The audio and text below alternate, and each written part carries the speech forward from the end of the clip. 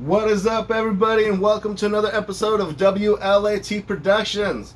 Today we got ourselves the WLToys 144001. I've seen some reviews on this thing. It looks like it's pretty amazing. It looks like it's pretty well built, so I decided I need to get my hands on one, and we're going to check it out. So today we're going to do a little bit of an unboxing review. Hope you guys enjoy.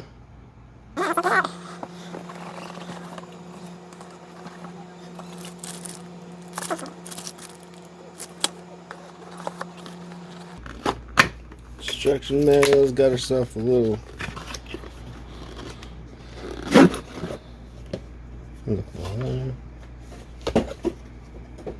it's not a bad little thing. Got some trim options and stuff, soft knob, light. Nothing too amazing, nothing too horrible. It'll work. Okay with that. This is what I really want to see, though. I'm very curious on this.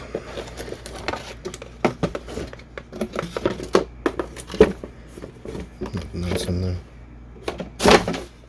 So we got ourselves the upgraded battery with the King Power 2600 should give us a little bit more run time.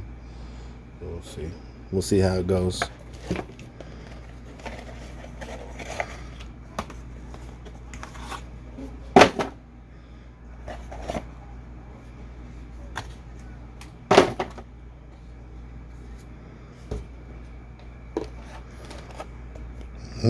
Seems like a pretty cool little unit.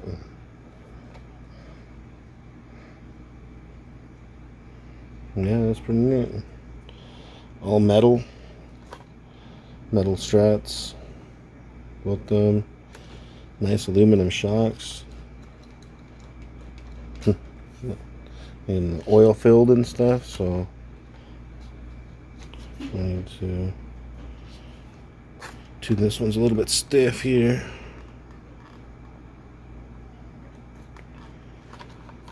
Overall, pretty neat little car. Let's take it apart and look at the guts.